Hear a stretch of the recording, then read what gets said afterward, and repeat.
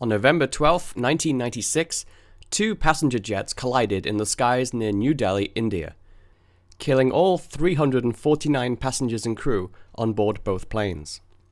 It is the world's deadliest mid-air collision. Saudi Arabian Airlines Flight 763 was a Boeing 747 departing from Indira Gandhi International Airport in Delhi. The flight was bound for Jeddah, Saudi Arabia, with 312 people on board, including an estimated 200 Indian nationals that worked in the kingdom. The other plane involved was Kazakhstan Airlines Flight 1907, a former Soviet cargo plane modified for passenger transport. The plane was en route to Delhi from Kazakhstan. For the airlines of the former Soviet Union, the 1990s were an extremely difficult period, marked by financial insolvency, poor management, and operational issues. The Central Asian nation of Kazakhstan was no different. At the time of the incident, the state-owned Kazakhstan Airlines was almost bankrupt, just 5 years after independence. Things were so bad that the airline was due to be shut down just days before the collision. One way in which several post-Soviet airlines would make money was to offer flights known as merchant charters. Merchants would use these flights to travel on mostly empty planes, purchase goods from abroad, and resell them back home.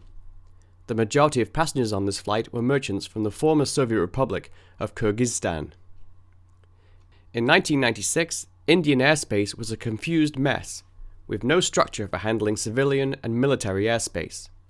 Civilian flights were banned from military airspace and vice versa.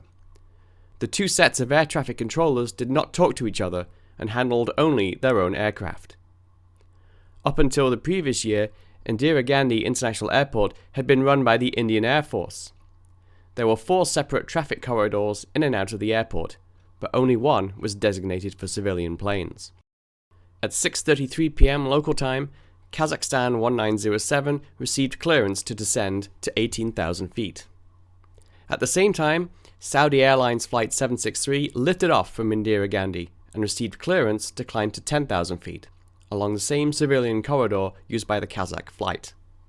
It was standard procedure for the air traffic controllers to keep the departures underneath the arrivals.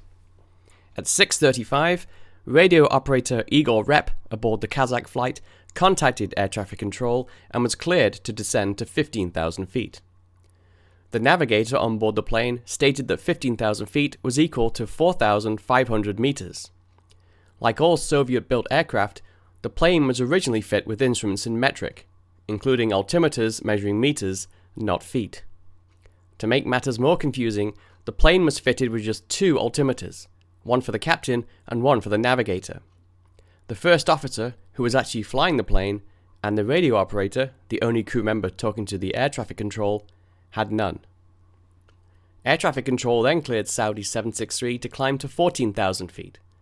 The Kazakh plane now traveled at 15,000 feet, allowing the standard minimum 1,000 feet separation mandated by international regulations. Although having reported reaching 15,000 feet, the Kazakhstan Airlines flight was almost 1,500 feet higher. It's unclear why. It's possible the radio operator was simply guessing their altitude. He did not have an altimeter and would have had to reach uncomfortably in the cockpit to read either the captain's or engineer's altimeter. He may not have understood the difference between reached and approaching. Either way, the controller instructed him to maintain 15,000 feet. Rep took a long time to reply, during which time the captain and first officer could be heard discussing the traffic in the background. Kazakh Flight 1907 finally reached 15,000 feet, but somehow kept descending. Saudi Flight 763 was traveling just 1,000 feet below, and getting closer by the second. For nearly 30 seconds, the plane kept descending, then entered a large cloud.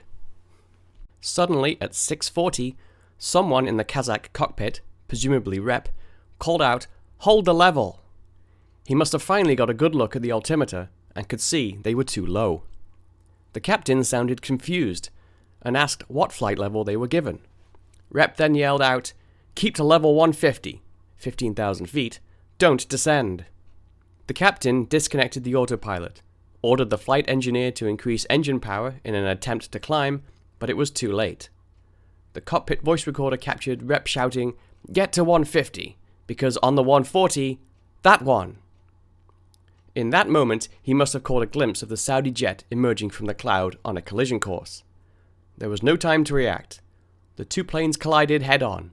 The Boeing's two left engines collided with the left wing of the ex-Soviet transport plane, followed by another collision as the 747's left horizontal stabilizer severed the tail of the Kazakh plane.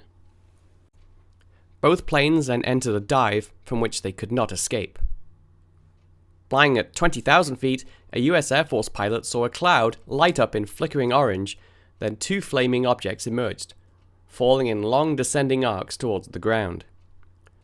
The crash site was in the countryside near Charkhi Dadri, 75 kilometers west of Indira Gandhi International Airport. Emergency services discovered fiery wreckage strewn over an area 7 kilometers in length. The disaster further undermined the confidence in India's already poor aviation safety record. Indian, Kazakh, and Saudi officials took turns blaming the others for the disaster. Just how bad was India's aviation infrastructure, or the Kazakh flight crew's English? The task to find out fell to a specially appointed board of inquiry. The most important question was which plane was not where it was supposed to be. The air traffic controller was not to blame, as he had instructed the planes to maintain a distance of 1,000 feet as per standard procedures. The data from the flight data recorders was analysed. It determined that the collision occurred at 14,000 feet, but there was no evidence that the Saudi jet had strayed from its assigned altitude.